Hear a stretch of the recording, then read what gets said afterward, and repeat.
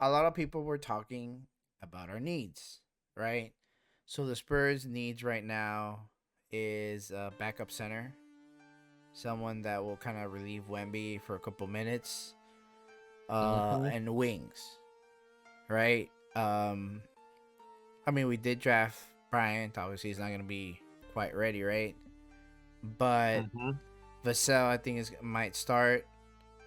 Where it needs to really get to like a starting role now, and obviously we need to get a big, maybe two.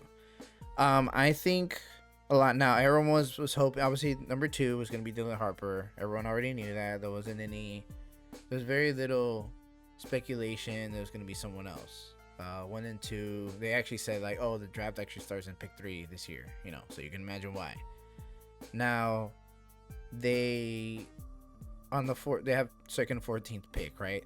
So Carter Bryant was actually projected to go between 8 and 10, but he didn't get picked. So the Spurs went for like best available, and they got Carter, which I think they actually wanted him anyway. They just didn't think he was going to be there. Now, not drafting a big this year. So, I feel that bigs nowadays in modern NBA have to be very specialized. They can't just be your traditional big, which can't really shoot, can't really stretch the floor, um, and is not fast. I mean, not to be that guy, but kind of like Rudy Gobert, right? Yeah. I mean, that's he. It's crazy how I was like he's him defensive player of the year, but that's like the modern NBA doesn't kind of fit with him. Now, every 19-year-old entering the draft obviously has an upside for everything. They're still kids. They're still trying to develop into like NBA players. Now, the Spurs specifically, they're like, oh, let's just go get a center. I don't trust centers that are rookies, right? Unless you have like a Shaq or like David Robinson or something like that, where it's just like They you know really the stood out in their the college career. Patrick Ewing, where it's You'd like be a fool not to draft them. yeah, yeah. So it's like it was you just had to. Now because like I think that you can get. I think bigs are a little bit better because there's like I said they're still young. As they come out of college. I mean, kids don't like the latest people. I mean, I think there's a couple people from Houston that were like 4 or 5 years in. And that's like the most that I've seen like college players play. In college, because now everyone's leaving college like after 2 3 years or whatever. Even if it's not in the NBA, overseas or G League or whatever. So even like you enter the NBA at like what 20, 21, 22. I would trust a little bit. I want a big that's a little bit older than that, maybe a little bit more developed, so he can give Wimby actual resting minutes. Now let's talk about like why the Spurs cannot get a center who can't shoot. Talk to me a little about that. All right, Spurs, who need to avoid the center without any shooting capabilities. Well, if we're looking at, the likes of Fox and Castle and Harper, who all specialize getting to the rim. Wemby, well, he's an outside, but he's also in the center too. Like Then an you need to outside add in guy, outside an in guy. outside and in guy. Uh, so they need a center pretty much who's able to shoot at least maybe 18 to 20 footers consistently, who could also maybe pull away the defense from the paint. Uh, that's why guys like Sorbet made no sense here. That they got to pick a guy most likely who can grow into a three-quarter who was already shoots 45% on the catch and shoots and threes and limited usage. That's the kind of guy the team with this many ball dominant guards and a ball dominant center kind of need. But now it's going to be a bit of a requirement going forward, especially now that they got Harper at the number two. Yeah. Twice, Sochan, he has to either learn to shoot or maybe get traded potentially. It's that important why, Sober and his 16.5% from the three, there was never really an option for, right in the lottery. If all you want is a backup big that can maybe rebound, defend in the paint, set up some screens for 10 to 15 minutes while, Wemby gets his breath, then you don't really need to waste, a lottery pick to get that. You could just see who's available in potential trades or free agency. Uh, I don't know if we are able to save any current free agency news at the moment. Yeah, I mean, I guess we could say it because it's already passed. But technically, the Spurs did get what's his face? All right. It was as of earlier this evening, so it's already expressed to the world. This is not breaking that the Spurs were able to land, free agent center Luke Cornett out of the Boston Celtics, agreeing to a 4-year, 41 mil deal with the Spurs, negotiating his contract still.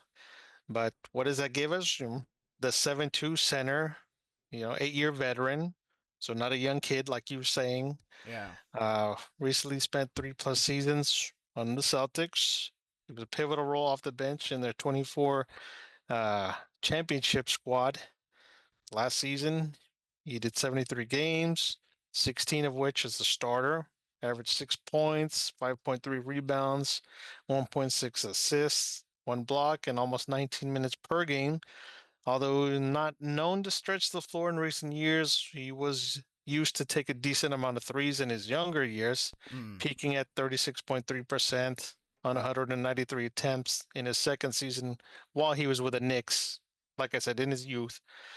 But pretty much he checked up all the boxes you were looking for. He's not young, seasoned veteran.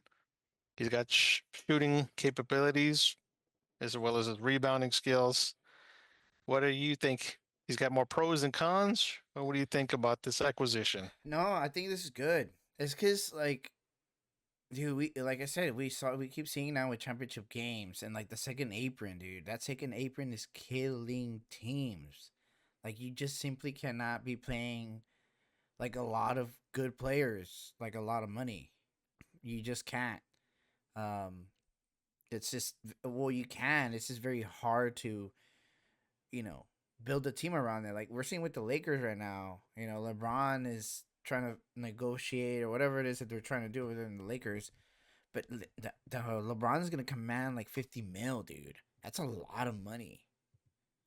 Like for a player that's like kind of not, way past his prime, maybe a couple years left. I mean, and just the Spurs kind of getting very, because the Spurs are really good at like kind of using players to their full potential in that role. So I feel like I don't know, maybe get another center just in case, or maybe like you said, like someone that can play like the 3 and 4, and not necessarily, well, yeah, stretch the floor a little bit, but again, just get kind of give Wimby those, kind of 10-15 minutes he needs to sit down and provide a screen or two for a shooter. Um, yeah, I'm glad. I think this is actually a lot better than we think, especially because they signed him for 4 years. That's a lot. Mm-hmm. So I think he got him with like 4 for 40 or something like that. So 10, that's not bad. No, But and I think we still got room for, I think, 2 or 3 more spots to yeah, I think look at two. and negotiate. Yeah, at least two for sure. Well, because they got I think they got what's his face Harrison uh hold on. Uh, Harrison Barnes? no, not Harrison Barnes. Harrison Ingram, the guy that I get like I Mm. was telling you, the one that was drafted by um the Spurs last year with Castle. Now they also did it's Riley Minix. He's been shooting pretty good, like in the G League. They are also bringing him in. He's 27's or I'm sorry, 24. He's a little bit. He wasn't drafted, but he's been shooting pretty good. So Minix and Ingram, they're both. I think they're gonna get two-way contracts this year. They're how they get a couple two-way contract people. Mm, I feel okay. yeah, and I feel like Harrison Ingram is gonna be very like kind of like that Kyle Anderson role. Oh, okay. I Yeah, see. where it's like obviously a little bit faster, but more like kind of like muscle. Cause dude, I feel like I don't know the Spurs aren't. I don't think they're done. I think they're almost done for this year. But I don't think I don't think we're gonna keep either Keldon or Vassell. Or maybe Sohan. But Sohan's really small, really young, so we might keep him still. But because I think Vassell and Keldon, they'll be able to like command more money elsewhere. So we'll see. But yeah, I mean that's pretty much why we're out kind of arguing about the big, not drafting a big. Here we go. We just got him for 40. Dude, we paid Harper 56. There we go. Go Spurs go. Oh yeah, this is how you say go Spurs go in sign language. So it's go and then Spurs go. Go first, go.